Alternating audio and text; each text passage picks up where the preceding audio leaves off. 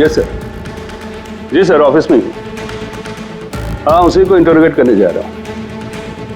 पता है सर, वो क्रिमिनल नहीं है, लेकिन क्रिमिनल कोई माँ के पेट से पैदा तो होता नहीं।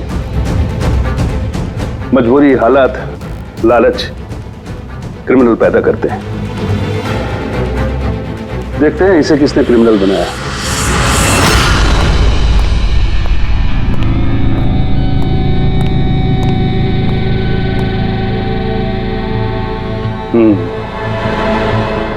अब ये केस सीआईडी नहीं, क्राइम ब्रांच को सौंप दिया गया है।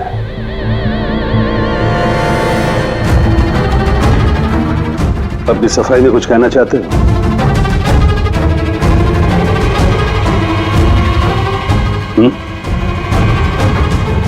मैं deputy commissioner of police Rajiv, बहुत सुना है तुम्हारे बारे में, लेकिन कभी सोचा नहीं था इस हालत में मुलाकात होगी। मैंने भी बहुत सुना आपके बारे में सर। सुना है काफी सख्त ऑफिसर हैं आप। फिर तो तुम समझ गए होगे, थोड़ी सी भी ढील मैं तुम्हें दूंगा नहीं। कानून सबके लिए बराबर होता है सर। अगर मैंने गुनाह किया है तो सजा का उतना ही हकदार हूं जितना कि कोई आम मुजरिम। विक्रांत को क्यों मारा तुमने? उसे मारने की कोई वजह नहीं थी मेरे पास। अच्छा, तो फिर गोली क्यों चले? पता नहीं, बस चल गई। चल गई? चल गई मतलब? ट्रिगर पे उंगली रख के ट्रिगर दबाया था ना तुमने? मैं सिर्फ उसको डरा रहा था। डरा रहे थे, लेकिन तुम वहां करने क्या गए थे?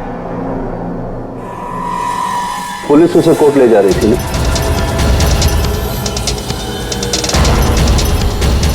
मेरे वहां होने की वजह जानने के लिए आपको सर मेरा और विक्रांत का इतिहास जानना होगा। बरसों से 36 का आंकड़ा चल रहा है हमारा।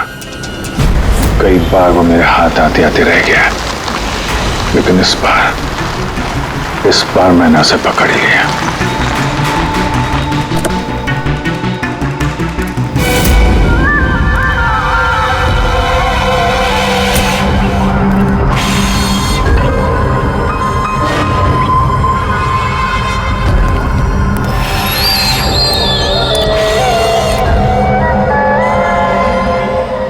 माल लाया? जी, आपने जितना बोला था उतना है।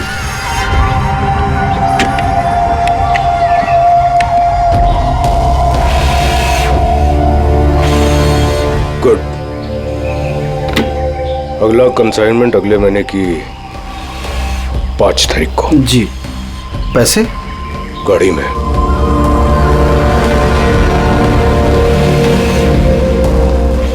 क्या बात है, इतना पसीना क्यों आ रहा है? पसीना? नहीं तो। जो स्कूल में तुझे एडमिशन नहीं मिला था ना, उस स्कूल का हेडमास्टर था मैं। क्या छुपा रहा है? नहीं, कुछ भी नहीं। ओह, तो ये बात है। किसने भेजा? सीआईडी को बुलाया तूने? विक्रांत को धोखा देना बहुत महंगा पड़ेगा तुझे।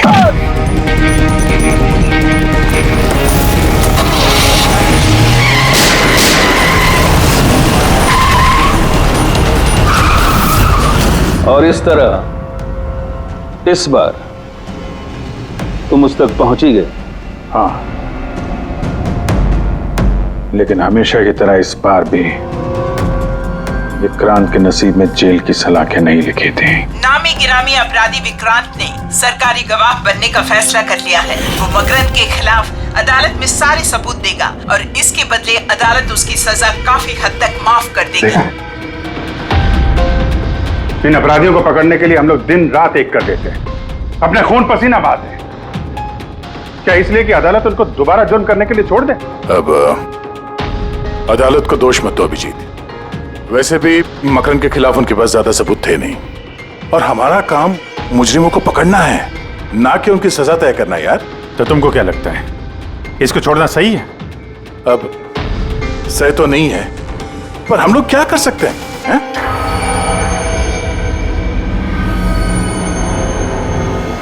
कर सकते हैं दया, बहुत कुछ कर सकते हैं। बहुत बड़े बड़े मुजरिम देखे हैं मैंने सर, पर ये विक्रांत कुछ अलग ही था। हर बार कुछ ना कुछ करके बच ही जाता। तो इस बार उसका बच निकलना तुम्हें मंजूर नहीं था, क्यों? यही बात है ना? ठीक समझा। इसलिए जब मुझे पता चला कि इस केस का इंचार्ज मेरा पुराना दोस्त मुरली है, तो विक्रांत से मिलना है मुझे। यार सिर्फ 10 मिनट। अभिजीत, तुम ये जानते हो कि ये मुमकिन नहीं है। This doesn't fit into any kind of protocol. मैं तुम्हें परमिशन नहीं दे सकता। परमिशन? वो आरती याद है तुम्हें? बीकॉम सेकेंड ईयर की स्टूडेंट, कैसे तड़पा तड़पा के मारा था उसने। किसने परमिशन दी थी उसे ऐसा करने के लिए? और वो 80 साल की बूढ़ी औरत जिसे आंख से दिखता नहीं था, उसके हाथ पांव काट दिए थे उसने। एक 8 साल के बच्चे तक को। अभिजीत, मैं उसकी पूरी केस हिस्ट्री को जानता हूं। फिर तुम ये भी जानते होगे किसी भी जेल में 15-20 दिन से ज्यादा नहीं टिकता ये विक्रांत। यार मेरा उससे मिलना बहुत जरूरी है। एक लड़की का किडनैप हो गया, पिछले 2 महीने से नहीं मिल रही है। सिर्फ विक्रांत जानता है कहां है वो। यह लड़की की जिंदगी का सवाल है, समझो यार, सिर्फ 10 मिनट। ठीक है, लेकिन सिर्फ और सिर्फ 10 मिनट। तो इस तरह तुम विक्रांत की वैन तक पहुंचे, लेकिन तुम्हें तो सिर्फ उस लड़की के बारे में जानना था ना? ये सब कैसे हो? ये सच है सर, मैं सिर्फ लड़की के बारे में जानने गया था। मगर 5 मिनट का टाइम दे रहा हूं, दिमाग पे जोर डाल ले और अच्छी तरीके से हिला ले। आरजू कहां है? आरजू? कौन सी आरजू? किसकी आरजू? मैं नहीं जानता किसी आरजू को। वही लड़की जिसे तूने किडनैप कर रखा है। ओह सॉरी, भूल गया था। कहां रखा है उसे? जानता है अभिजीत, पिछली बार भी मैंने एक लड़की को किडनैप किया था, फिर भूल गया था। फिर अचानक 2 महीने के बाद मुझे याद आया, तो फिर जाकर देखा कि उसकी लाश कुर्सी से बंधी हुई थी और उसकी लाश पर मक्खियां भिनभिना रही थी। और अब आरजू का भी वही हाल होने वाला है। ऐसा कुछ नहीं होगा।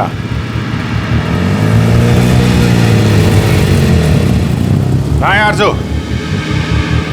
हाँ, याद आया, मेरी जेब में, निकाल ले।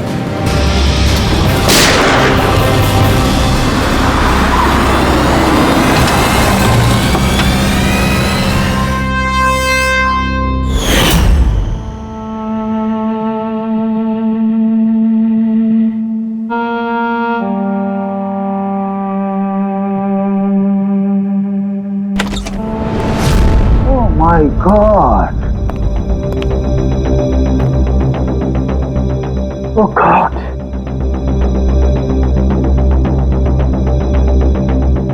मुझे तुम जैसे जिम्मेदार ऑफिसर से ये उम्मीद नहीं थी मुरली। तुम्हारी निगरानी में ये हो कैसे गया? कैसे? हाउ? गलती मुरली की नहीं, मेरी है। ये सब मेरी वजह से हुआ है।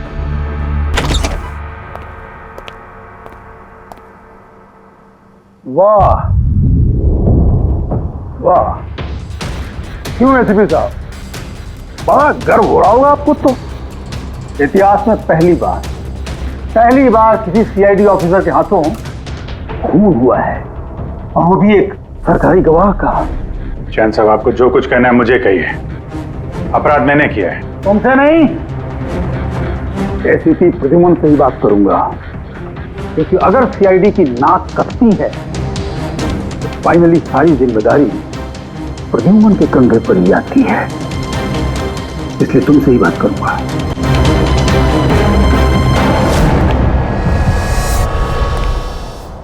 कैसे हुआ ये सब?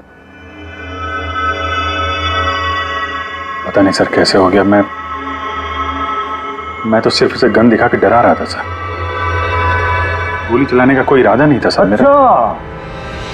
अच्छा। तो तुम सिर्फ गन दिखा रहे थे, हाँ? और गन अपने आप चल गई। तुम सीआईडी ऑफिसर हो या कोई नौसिखिए? I mean amateur shooter. मैं पहला सवाल, तुम वहां गए क्यों थे? जब कानून अपना काम कर रहा था तो तुमसे किसने कहा था बीच में टांग अड़ाने के लिए? जैन जी प्लीज, आप जरा शांति से बात कीजिए। अभिजीत एक सीआईडी ऑफिसर है, कोई राह चलता आदमी नहीं। देखो, अभिजीत मेरे लिए सिर्फ और सिर्फ एक मुजरिम है, मकरंद की तरह। हाँ, वैसे कितने रुपए लिए तुमने मकरंद से विक्रांत को मारने के लिए?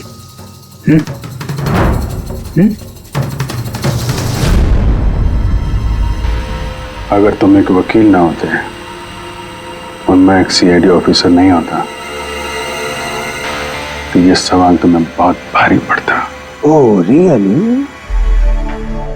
देखो ऐसे थे प्रद्युमन, इसके तेवर तो देखो। फोन करके बैठा है और मुझ जैसे लॉयर को, सीनियर लॉयर को धमकी दे रहा है। ऐसे चार्जेस लगाऊंगा सात जन्मों तक जेल में बैठ के सोओगे। ये चीज हो गए तुम वहां। मानता हूं गोली चलाई मैंने सर, विक्रांत को मार दिया, लेकिन उसे मारने का कोई इरादा नहीं था मेरा। खून सिर्फ खून होता है अभिजीत, इरादा चाहे कुछ भी हो, गलत या सही कोई फर्क नहीं पड़ता। अदालत में ये सब काम नहीं आएंगे। ये प्रोसिक्यूटर, जैन, मीडिया वाले धज्जियां उड़ा देंगे तुम्हारी, धज्जियां। इस जुर्म की सजा भुगतने के लिए मैं तैयार हूं सर, लेकिन जयंत और मीडिया वाले जो मुझ पर इल्जाम लगा रहे हैं मकरंद से मिले होने का, ये मैं कभी बर्दाश्त नहीं कर सकता। अभिजीत, फिर तो तुम्हें कोई नहीं बचा सकता।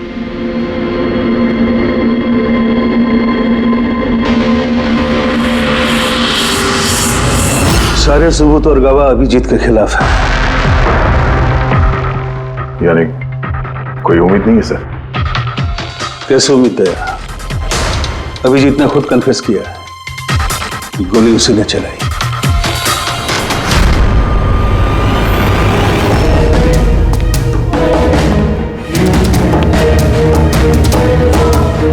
विक्रांत की मौत अभिजीत की गोली से नहीं हुई है बॉस। मतलब ये कि विक्रांत को गोली लगी है ठीक फेफड़ों के नीचे, और जब गोली फेफड़ों के नीचे लगती है तो इंसान की मौत होने में 20 से 30 मिनट लगते हैं, और विक्रांत की मौत तुरंत हो गई थी। एग्जैक्टली, इसीलिए मैं कहता हूं विक्रांत की मौत अभिजीत की गोली से नहीं हुई है, इसकी कोई और वजह है। और क्या वजह हो सकती है? उस वैन में ड्राइवर अभिजीत और विक्रांत के अलावा और कोई नहीं था। एक गोली चली है, वो भी अभिजीत के गन से।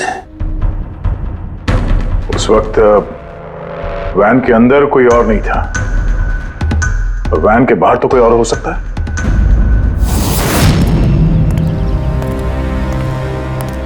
अभिजीत, उस वक्त गाड़ी के बाहर कोई था जिस वक्त गोली चली? नहीं, एक्चुअली पता नहीं, क्योंकि मेरा पूरा ध्यान तो विक्रांत पे था। अभिजीत, ठीक से याद करके बताओ, गोली चलने से पहले क्या हुआ था? कुछ अजीब हुआ था? कुछ भी? गोली चलने से पहले मैं विक्रांत से बात कर रहा था और हाँ, अचानक अचानक वैन को झटका लगा, गाड़ी हिल गई और विक्रांत भी थोड़ा गिर गया और मेरा भी संतुलन बिगड़ गया और गोली चल गई। एक मिनट, झटका लगा? किस तरह का झटका? जैसे सड़क पे अचानक से कोई गड्ढा आ गया, पूरी वैन हिल गई। लेकिन यहाँ तो सड़क बिल्कुल ठीक है, दूर दूर तक कहीं कोई स्पीड ब्रेकर भी नहीं है, स्मूथ। यहाँ गड्ढा कैसे आ सकता है? हाँ साहब, झटका लगा था, मेरी पूरी वैन यूं दाईं तरफ मुड़ गई।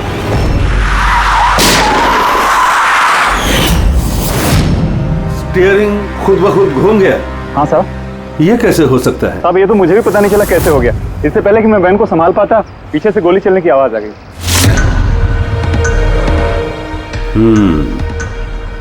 स्टीयरिंग व्हील का खुद ब खुद मुड़ जाना, गोली अपने आप चल जाना, सड़क पे कोई गड्ढा भी नहीं है। आखिर यहां हुआ तो क्या हुआ?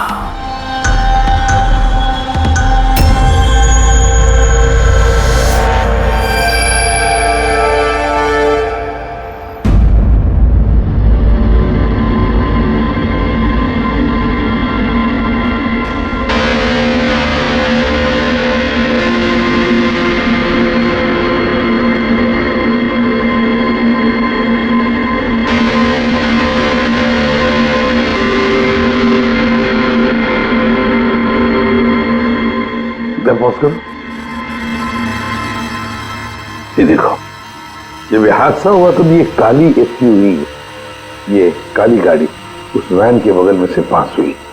मतलब सर, विक्रांत का खूनी शायद इसी गाड़ी में? हाँ, हो सकता है।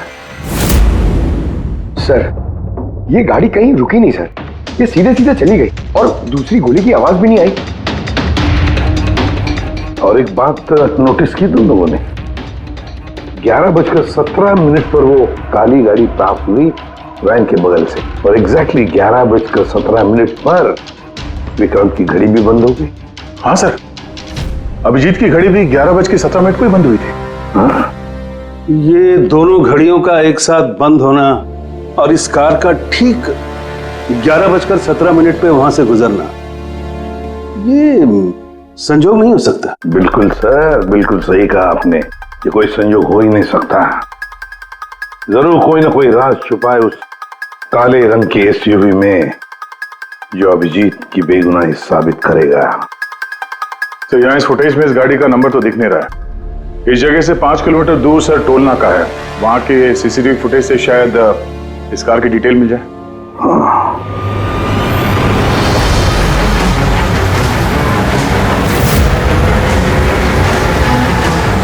अगर वो गाड़ी टोल नाका से गुजरी ही नहीं तो यहीं कहीं आसपास होनी चाहिए, इसी इलाके में।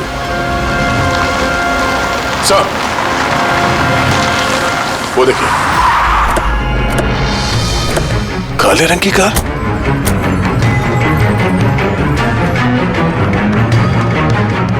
Oh no. फ्रेडी, जरा आगे चेक करो।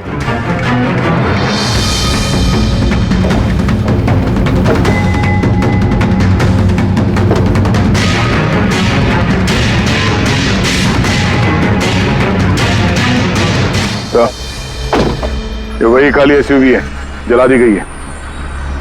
मतलब गाड़ी में ऐसा जरूर कुछ था जो खूनी मिटाना चाहता था। सर, ना तो नंबर प्लेट दिख रही है और ना ही चेसी नंबर, सारे सबूत मिटा दिए मुजरिम ने।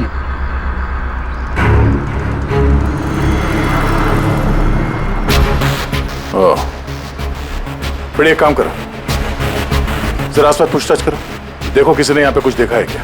अरे सुनो, ये जली हुई गाड़ी के बारे में कुछ बता सकते हो क्या? जी नहीं। हाँ? ये देखिए, सीट के नीचे ये डिवाइस पड़ा था। Electric device. हाँ के क्या डिवाइस है, कुछ पता चला? हाँ बस, पता तो चल गया है, लेकिन इसे अच्छी तरह से समझाने के लिए मुझे एक डेमो देना पड़ेगा आप लोगों को। मान लीजिए कि ये विक्रांत है और हम इसे मारना चाहते हैं, लेकिन हम इसके करीब नहीं जा सकते हैं। तो फिर इसे कैसे मारा जाए? कैसे?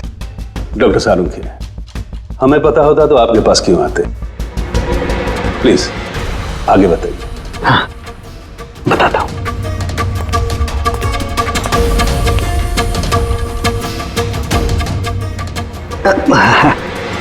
आप थोड़ा पीछे हट जाइए प्लीज। Thank you.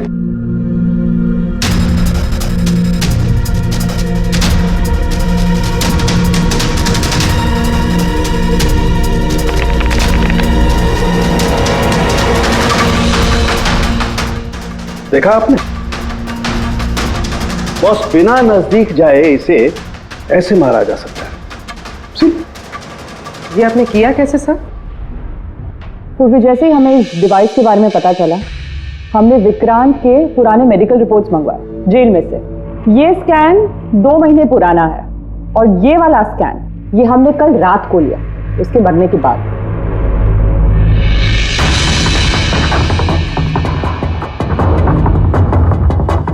या सालुंखे, इस पहले वाले स्कैन में एक छोटी सी चीज अटकी हुई है वहां उसके सिर में। वही चीज इस 2 महीने बाद वाले स्कैन में शिफ्ट हुई है, हिल गई है, पीछे आ गई है। और ये छोटी सी चीज एक शार्पनेल है बॉस, यानी गोली का छोटा सा टुकड़ा। और फिर ये शार्पनेल वहां से इस तरफ शिफ्ट हो गया, जिस वजह से विक्रांत की सबड्यूरल हेमेटोमा यानी ब्रेन ब्लीडिंग की वजह से मौत हो गई। पर ये शार्पनेल अपनी जगह से हिला कैसे? उसी डिवाइस की वजह से जो हमें जलती हुई गाड़ी में से मिला। तो गोलियों के टुकड़े को हिलाने का डिवाइस ही है? सिर्फ गोलियां नहीं दया, इसने और भी बहुत सारी चीजें हिलाई, जैसे कि विक्रांत के हाथों की हथकड़ी, पुलिस वैन का स्टीयरिंग व्हील, दोनों की हाथ की घड़ी के कांटे, यहां तक कि अभिजीत की गन भी। मतलब लोहे की चीजें, तो जितनी भी लोहे की चीजें हैं वो हिल गई उस डिवाइस की वजह से। Exactly boss.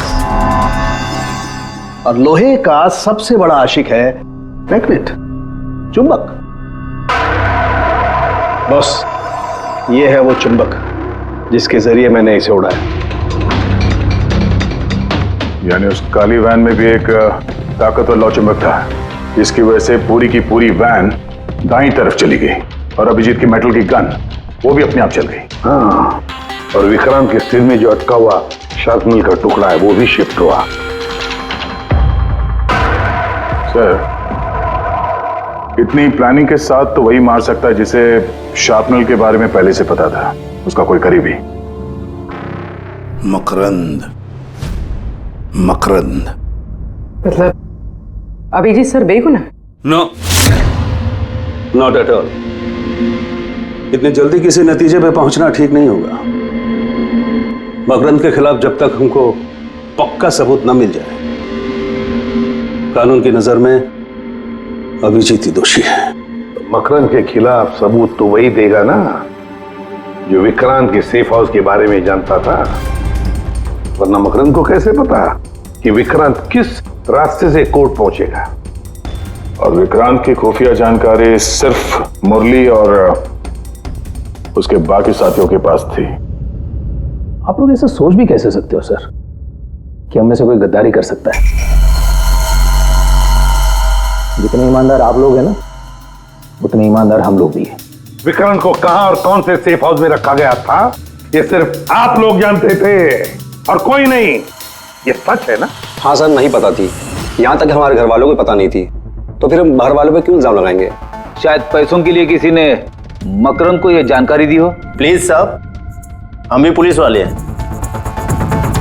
जान की बाजी हम भी लगाते हैं। आप इस तरह इंफॉर्मेशन कहीं ना कहीं से तो लीक हुई है मुरली। हाँ सर, एक्चुअली मैं भी वही सोच रहा हूँ, क्योंकि सेफ हाउस में 24 घंटे सीसीटीवी कैमरे लगे हुए थे, तो अगर भी कोई बाहर वाला अंदर नहीं आ सकता। क्या कहा आपने? चाहकर भी कोई बाहर वाला अंदर नहीं आ सकता? हाँ सर। झूठ!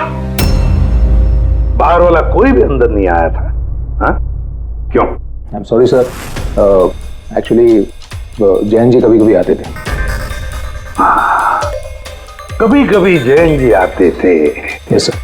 और कभी कभी जैन जी किस लिए आते थे? क्योंकि जैन जी मकरंद को हर हालत में जेल तक पहुंचाना चाहते थे। अच्छा, कहीं ये जैन थी वो गद्दार तो नहीं है? वैसे भी कुछ ही दिनों में रिटायरमेंट होने वाला था, आखिरी केस था उनका। सोचा होगा संन्यास लेने से पहले थोड़े बहुत पैसे बना लो। सर, सर राकेश जयंत ने काफी पैसे बनाए।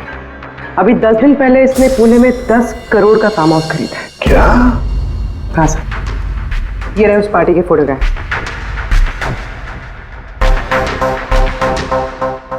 एक मिनट, माय गॉड, दया पहचाना इसे? हाँ सर, ये तो जोगी है, मकरंद का खास चेला। जोगी मकरंद का खास चेला, और वो भी जयंत की पार्टी में।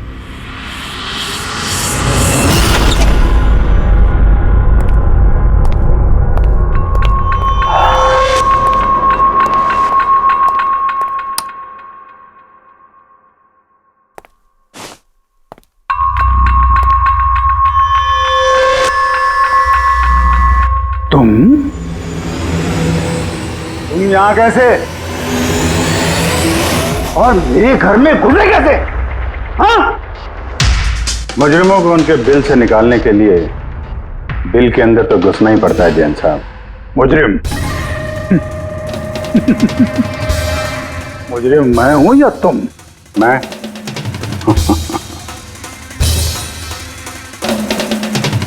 लेकिन ये तस्वीर ये कुछ और ही कहानी कह रही है।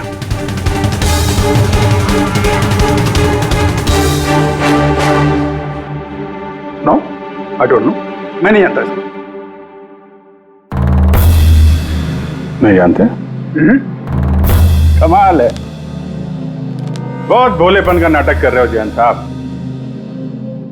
मकरंद के पैसों से ये फार्म हाउस खरीद लिया और अब उसके चेले जोगी को पहचानने से भी इनकार कर रहे हो। What nonsense! कौन जोगी? कैसा जोगी? मैं किसी जोगी वोगी को नहीं जानता। अगर नहीं जानते तो ये जोगी तुम्हारी पार्टी में क्या कर रहा था? देखो, मेरी पार्टी में 400 से ज्यादा लोग आए थे। अब मैं हर एक को तो नहीं पहचानता ना। और रहा सवाल मेरे फार्म हाउस का, तो मेरी जिंदगी भर की खून पसीने की कमाई है, समझे? मकरंद की बात कर रहे हो ना तुम? वो देखो, उस केस में उसके खिलाफ सारे सबूत मौजूद हैं। विक्रांत ने मरने से पहले मुझे सारे सबूत सौंप दिए थे। मकरंद को तो मैं फांसी पर लटकाऊंगा और साथ में तुम्हें भी। लाइट हो क्या हुआ? स्विच तो ऑन है, हुआ क्या लाइट को?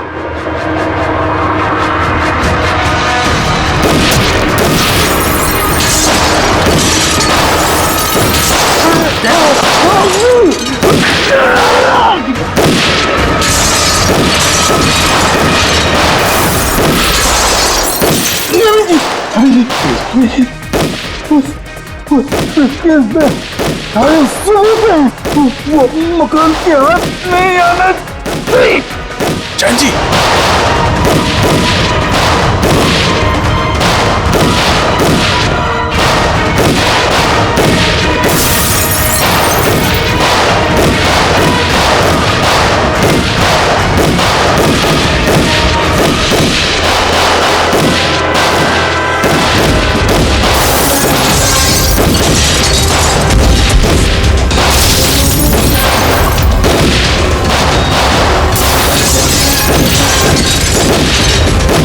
कमाल कर दी तुमने अभिजीत, वाकई कमाल कर दी। सर, पूरी मीडिया तुम्हारे जान के पीछे पड़ी है, अब तो उनको लॉटरी लग गई। अब कह रहे जयंत का खूनी अभिजीत है। सर, उनके कहने से क्या होता है? आपको पता है मैं निर्दोष हूं सर। लेकिन तुम्हें वहां जाने की जरूरत क्या थी? जैन के घर में, वहां के सीसीटीवी कैमरे में साफ दिख रहा है कि जैन के मौत के वक्त तुम वहां थे। और सिर्फ इतना ही नहीं, अब तो पूरी सीआईडी टीम पर इल्जाम लगा रहे हैं कि हम तुम्हें बचाने की कोशिश कर रहे हैं। इल्जाम तो लगेगा ही ना प्रद्युमन। जयंत मकरंद के खिलाफ नया सबूत पेश करने वाला था अदालत में, और ठीक एक दिन पहले उसकी मौत हो गई। लेकिन वो सबूत मुजरिमों के हाथ नहीं लगा सर, मैं लेके आया। जैन से मरने से पहले मुझे ये सारे सबूत सौंप दिए। ये सबूत, ये फोटोग्राफ्स, ये पेपर्स, ये सबूत काफी नहीं है मकरंद को अदालत में सजा दिलवाने के लिए। काफी नहीं है ये सबूत। तो वो पेन ड्राइव से कुछ पता चल सकता है ना? अभिजीत, ये पेन ड्राइव पासवर्ड मांग रही है। जयंत ने मरने से पहले पासवर्ड वगैरह बताया था? नहीं सर, इसके पहले वो कुछ बोल पाते उन्होंने दम तोड़ दिया था। अरे यार,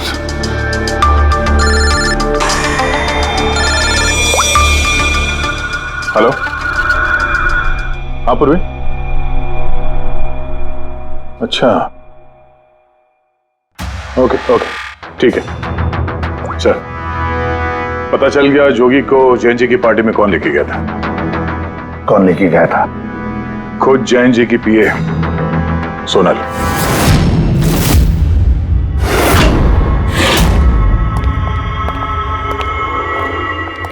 सर ये सब? सोनल, पूरी तेरे ऑफिस चेक कर।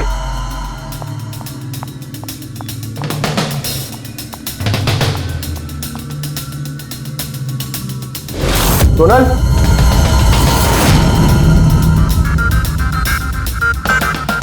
सर अंदर तो कोई भी नहीं। सर कोई नहीं होगा। सर तो सोनल गई कहाँ?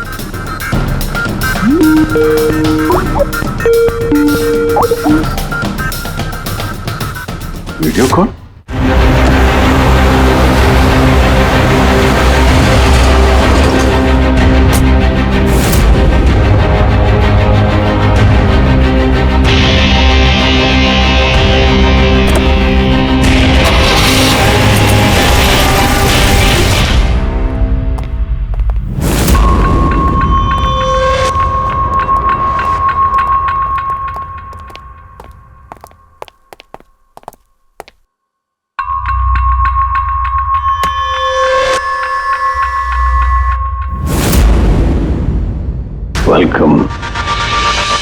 वेलकम अभिजीत।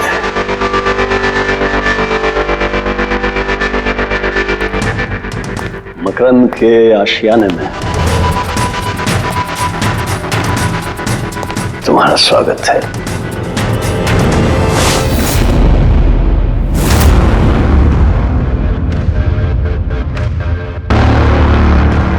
सबूत इधर है बॉस।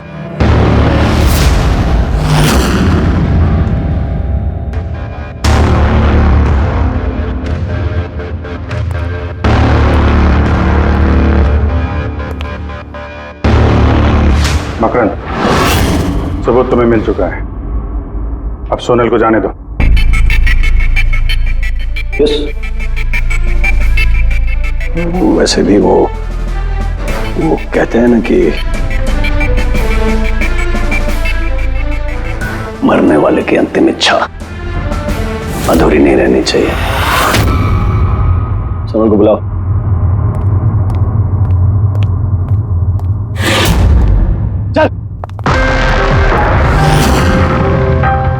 सर आप? सोनल तुम ठीक हो? हाँ सर मैं ठीक हूँ। तुम जाओ यहाँ से। लेकिन सर आप? मेरी चिंता मत करो, तुम निकलो, जाओ।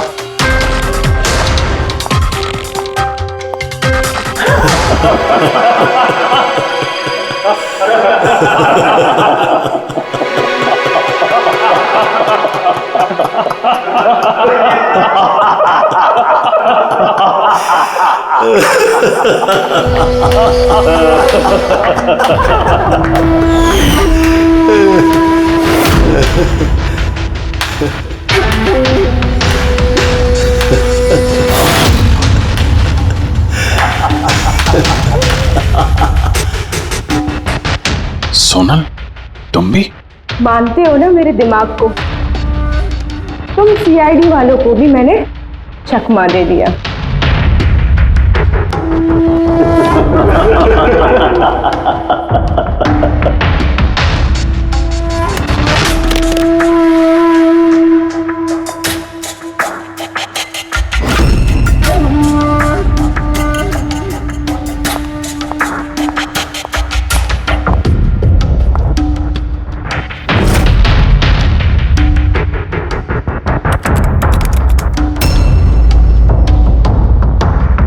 मुझे पता था जयंत यही पासवर्ड रखेगा।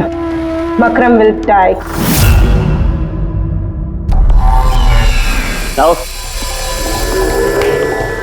stop conversation. Start the operation.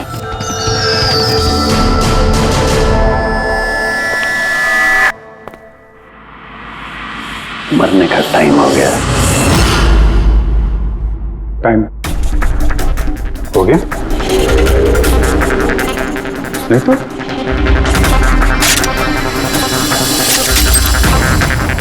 O magnet, तुम लोगों को क्या लगा चुंबक को हथियार बनाना सिर्फ तुम लोगों को आता है?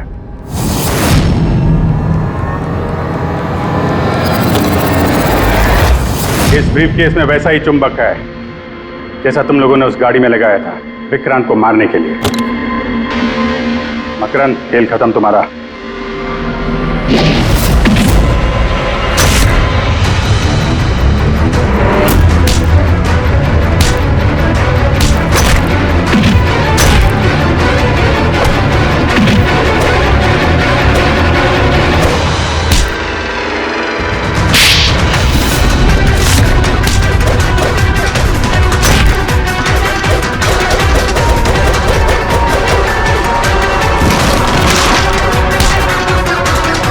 पैसों के लिए अपने बॉस को धोखा दिया? हाँ?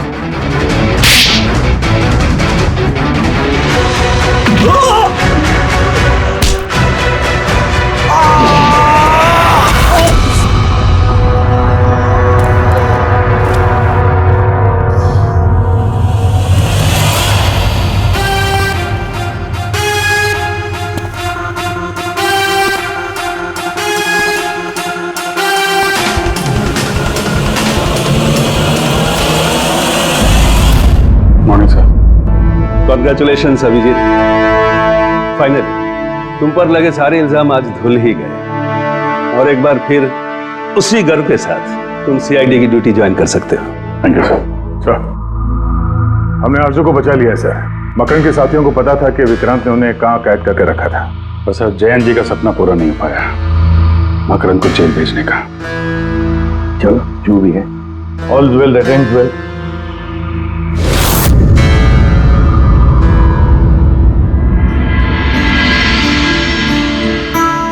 संभालो अपनी अमानत को।